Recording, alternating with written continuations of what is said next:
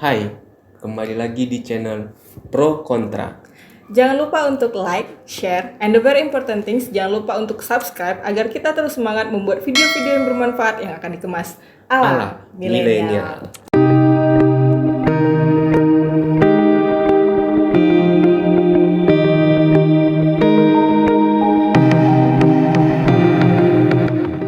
Nah, jadi kita hari ini mau bahas apa nih, Ki?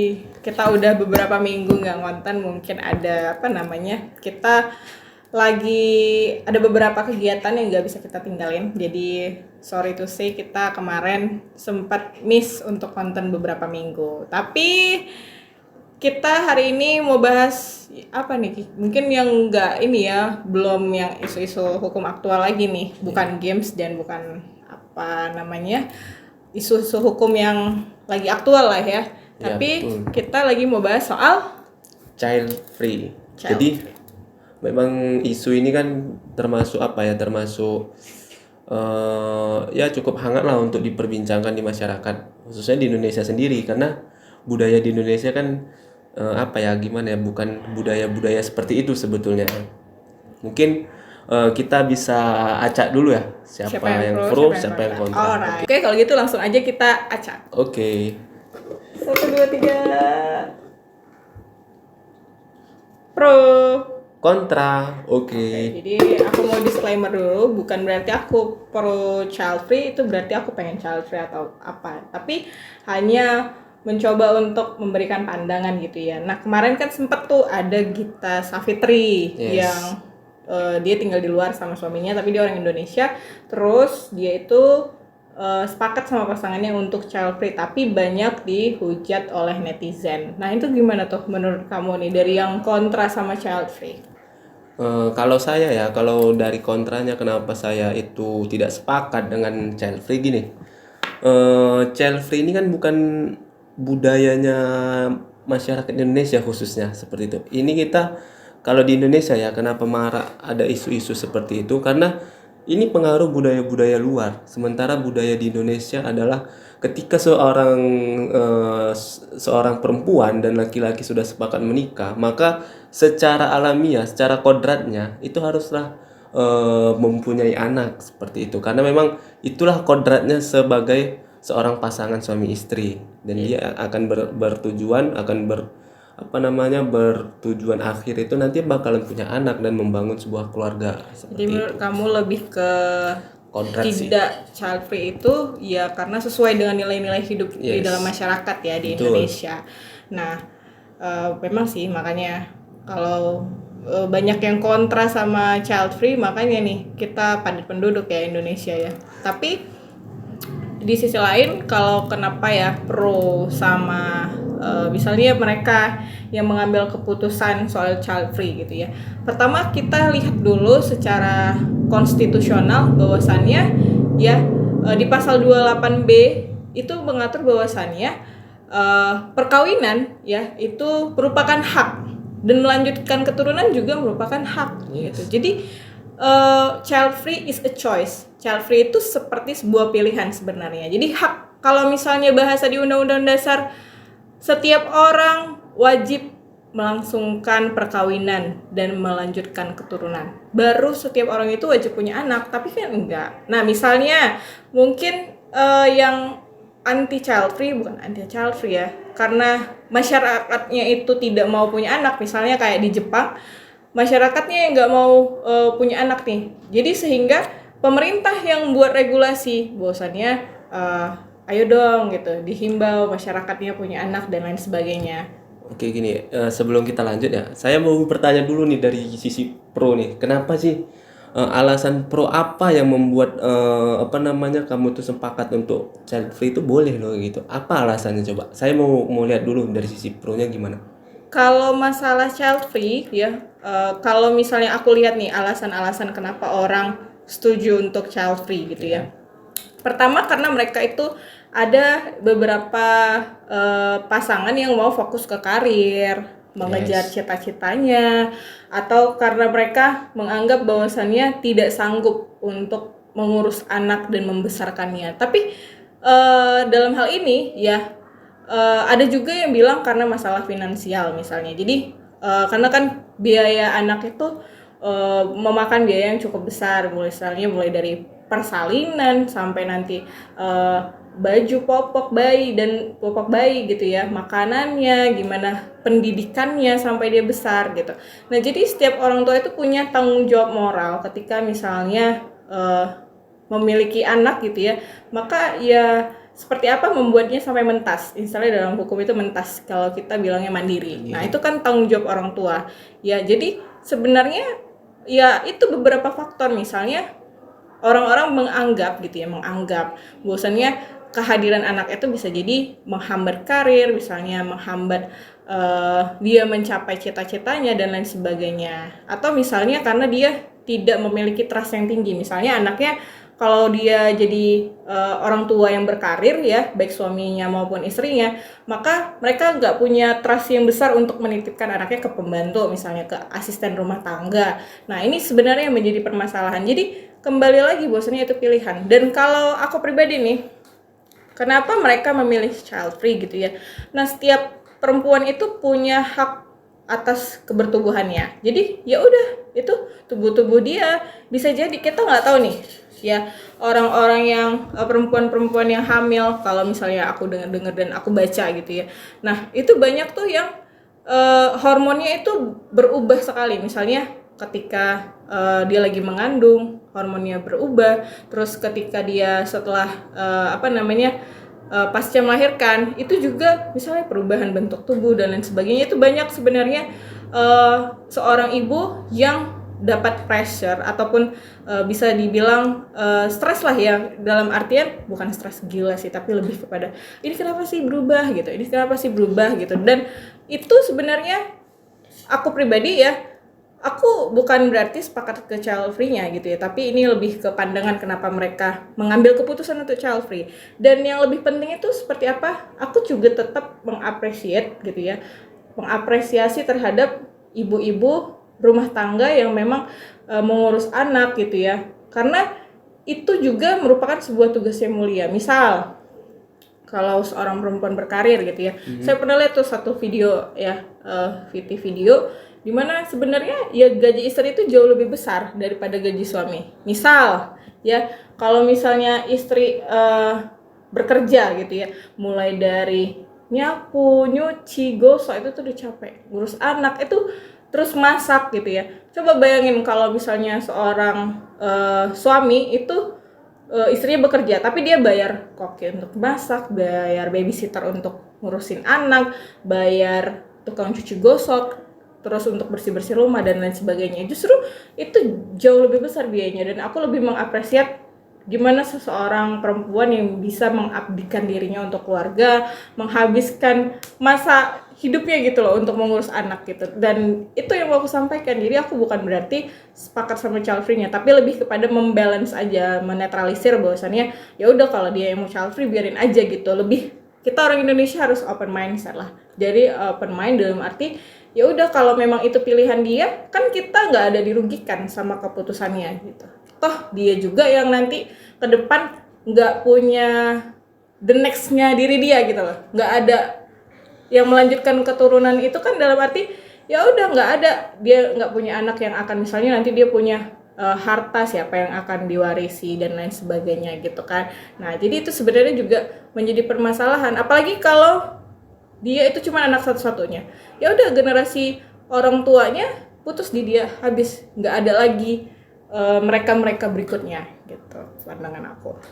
Nah itu tuh tadi pendapat aku tentang child free gitu. Nah kalau kamu nih sisi kontra, mewakili netizen Indonesia, gimana nih Ki? Oke, jadi gini ya, tadi panjang lebar dijelaskan bahwasanya dari segi regulasi memang ini bentuknya choice ya, pilihannya seperti itu, karena memang di undang-undang perkawinan juga tidak menjelaskan secara khusus, poin khusus gitu, bahwasanya perkawinan itu harus mempunyai anak, tidak ada menjelaskan seperti itu. Cuman di dalam undang-undang dasar tadi yang dijelasin bahwasanya itu adalah hak untuk melanjutkan keturunan, sebuah pilihan ya, memang seperti itu. Cuman yang menjadi permasalahan adalah ketika budaya ini masuk ke Indonesia seperti itu, yang dulunya yang kita itu berbudaya bahwasanya ya udah, kamu nikah dengan laki-laki atau perempuan Ya step selanjutnya adalah kamu harus punya keturunan. Itulah yang ada, stigma yang ada di masyarakat seperti itu. Dan itu budaya yang secara apa ya, secara agamis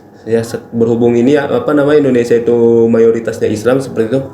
Di dalam Islam juga dikatakan bahwasanya melanjutkan apa namanya, melanjutkan keturunan ataupun ya istilahnya berkembang biak lah seperti itu ya, kalau bahasa biologisnya gitu kan. Itu adalah sebuah sunnah di dalam Islam sendiri seperti itu. Dan kita mayoritas di Indonesia adalah umat yang beragama Islam seperti itu. Jadi ketika masuk budaya yang asing seperti itu sangat ya bertentangan lah dengan moral, dengan norma-norma yang ada di masyarakat Indonesia. Itu yang pertama. Terus yang kedua juga ada pendapat bahwasanya hasil penelitian bahwasanya ketika seseorang itu tidak memilih untuk tidak mempunyai anak seperti itu, tidak mempunyai anak, malah sebetulnya mengganggu kesehatan si perempuan. Karena memang sejatinya kodratnya manusia, khususnya perempuan ya, kodratnya perempuan itu seperti itu, dia melahirkan, dia menyusui seperti itu, dia istilahnya bahasanya apa ya, menstruasi seperti itu sudah menjadi kodrat lahiriah seperti itu, dan itu tidak bisa diganggu gugat. Jadi ketika misalnya dia bersepakat dengan suaminya ataupun dia memilih untuk tidak mempunyai anak, dia mengingkari kodrat dia sebagai perempuan yang seharusnya dia mengandung, dia mempunyai rahim, dia diberikan rahim seperti itu. Itu kodratnya. Dia dia dikodratkan untuk menyusui seperti itu. Jadi kenapa hal-hal seperti itu menjadi sebuah sebuah kontra ya? Karena memang itu dari segi agama, karena memang Indonesia juga mayoritasnya agama Islam seperti itu ya. Dan mungkin di agama-agama lain juga menjelaskan hal seperti itu ya. Karena memang secara kodrat perempuan itu adalah untuk mengandung, untuk menyusui dan sebagainya. Sehingga kalau misalnya dia memilih itu, dia mengingkari kodratnya sebagai perempuan seperti itu. Nah, aku sebenarnya lebih melihat nih ya, seperti apa negara sudah mulai melakukan pembatasan. Misal dulu nih nenek kita tuh ya, mungkin kalian yang nonton video ini juga pasti lihat tuh anaknya ada 10, 12 ya, selusin gitu ya, banyak sekali gitu ya. Kayak nenek aku tuh anaknya 8 gitu ya, termasuk mamaku di nomor 3. Nah, orang-orang zaman dulu tuh kan banyak tuh anaknya. Nah, negara justru melakukan pembatasan program, misalnya 2 anak lebih baik, program KB dan lain sebagainya. Nah, itu kan juga sebenarnya wujud padatnya populasi di Indonesia. Sebenarnya Child Free juga berusaha untuk masuk ke sisi itu dan mengurangi kepadatan penduduk yang ada gitu ya. Mungkin ya contoh konkretnya aja, misalnya dulu waktu aku berangkat sekolah gitu ya, SMA,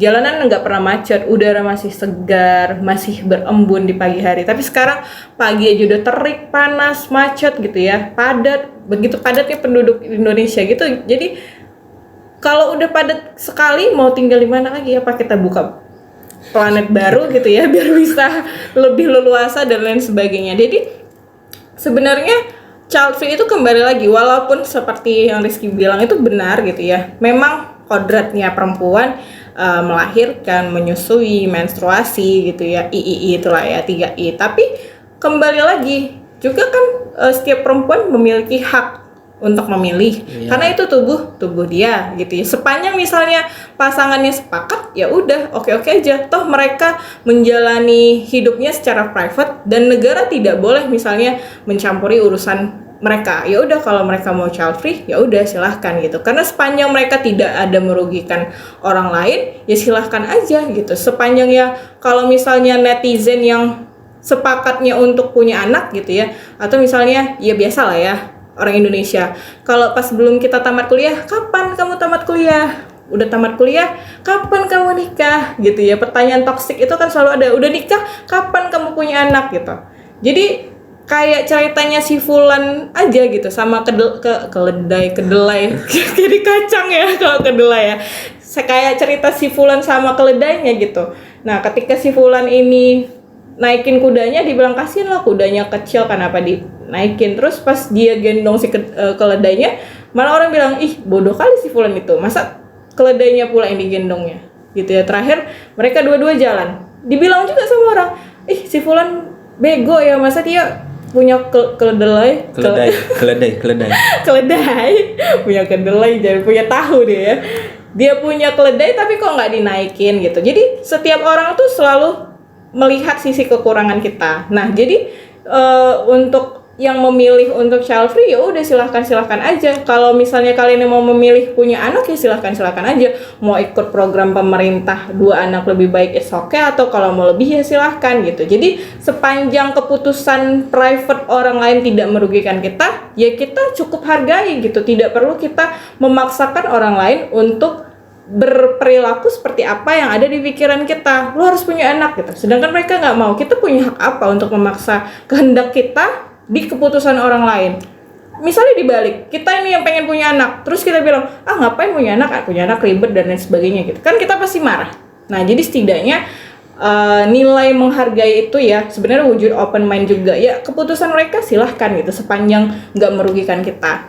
Oke, jadi tadi kan sudah saya bilang bahwasanya memang ini bentuknya adalah pilihan ya. Jadi nggak ada paksaan, nggak ada menikah itu harus punya anak, nggak ada. Cuman yang perlu digarisbawahi tadi seperti itu, budaya yang sudah terjadi itu memang seperti itu. Jadi ketika kita dapat budaya yang baru seperti itu dan akan menjadi asing, jadi kayak ya udahlah, hidup ini normal aja, nikah punya anak ya udah selesai gitu kan. Cuman yang menjadi yang menjadi perhatian saya tadi sebetulnya anak itu lebih kepada hal yang memberatkan saya lihat ya, karena mungkin dia bisa mengganggu karir tadi dan sebagainya dengan alasan mungkin nanti kalau memakai baby sister dia tidak mempunyai trust yang cukup seperti itu. Jadi kayak seakan-akannya anak ini juga menjadi penghalang sebagai untuk mencapai karirnya seperti itu. Padahal kan kalau dipikir-pikir anak itu adalah sebuah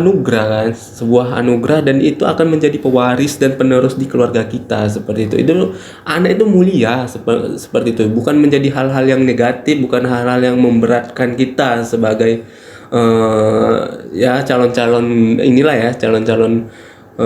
keluarga seperti yang akan membentuk suatu keluarga. Jadi apa yang menjadi ketakutan karena memang faktor ekonomi misalnya seperti itu, makanya perlu sebelum nikah, kenapa memang kita banyak lihat fenomena pernikahan yang gagal dalam artian bercerai seperti itu karena memang kurangnya ilmu pengetahuan tentang bagaimana sih seharusnya di dalam suatu menjalin pernikahan itu gitu loh.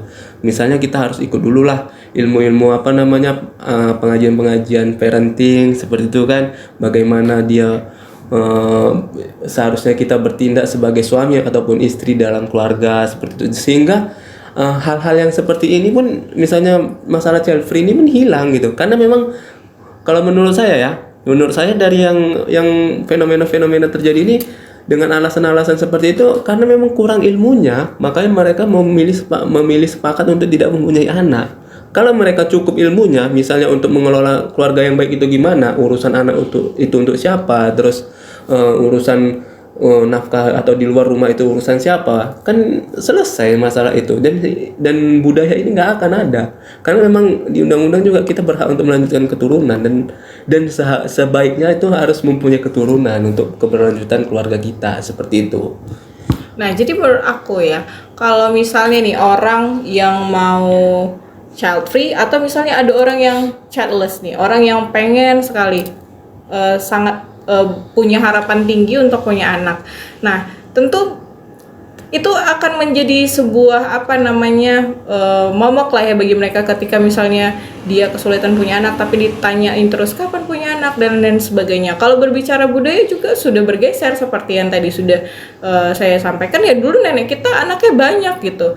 Nah, sekarang sudah mulai berbeda nih. Transisi, gimana negara mau memanage biar Indonesia ini tidak terlalu padat populasinya. Nah, Indonesia ini serba salah, orang pengen child free salah, orang pernikahan dini salah gitu ya. Jadi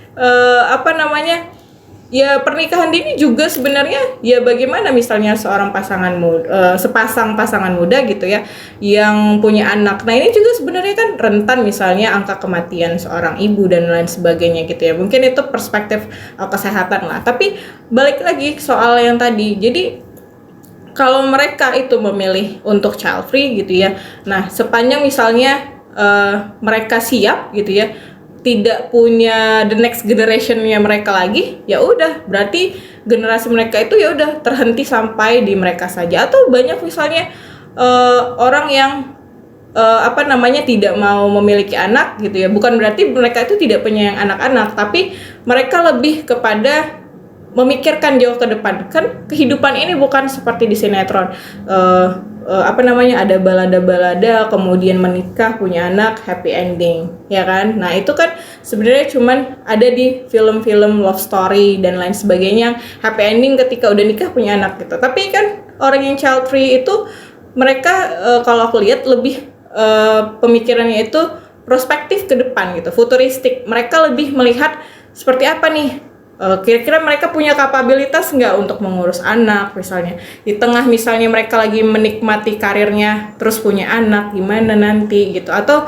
misalnya mereka ya udah enjoy aja menjalani kehidupan berdua gitu tanpa ada yang lain gitu. Bukan berarti misalnya anak itu sebagai beban, enggak, tetap anak itu ya sebagai karunia, anugerah gitu. Ya, anak itu sebagai karunia, karena kalau kurnia sirup ya kan. Iklan.